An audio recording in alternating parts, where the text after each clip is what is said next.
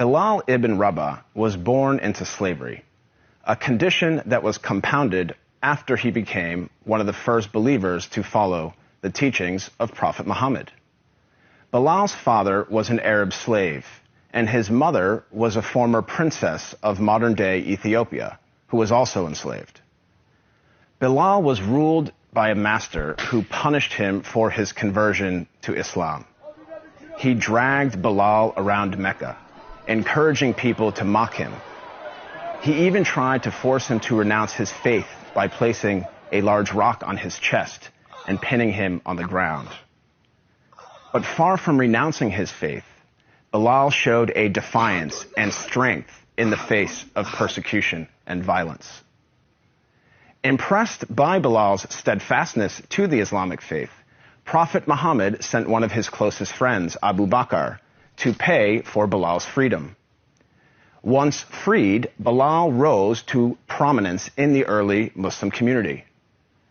Prophet Muhammad appointed him to serve the mosque by using his melodious voice to call the believers to prayer. Bilal was a black man, and for some, his blackness made him unfit for such an honor. On one occasion, a companion of the Prophet, a man named Abu Dar, disparagingly said to Bilal, "You son of a black woman." This drew a swift rebuke from Prophet Muhammad. "Are you taunting him about his black mother?" asked the Prophet. "There is still some influence of ignorance in you." The ignorance the Prophet identified was rooted in the misguided view that a person's race reflects his or her moral character or social status. In fact, the Prophet's message of racial equality stood in stark contrast to the prevalent racial animosities of 7th century Arabia.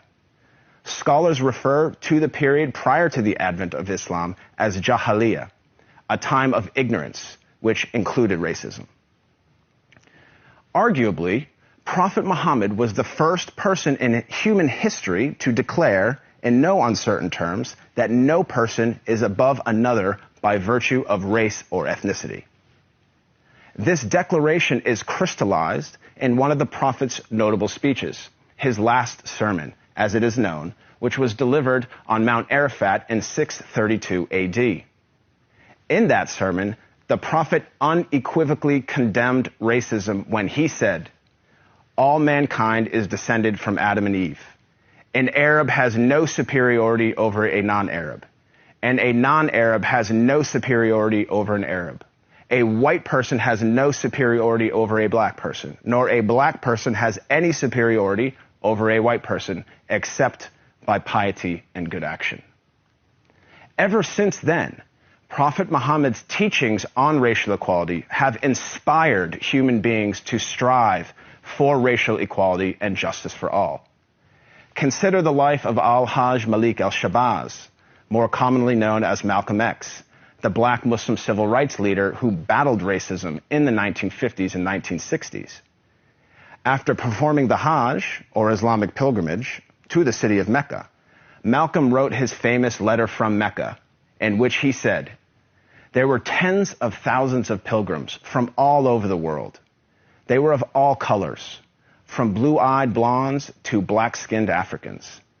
But we were all participating in the same ritual, displaying a spirit of unity and brotherhood that my experiences in America had led me to believe never could exist between the white and the non-white."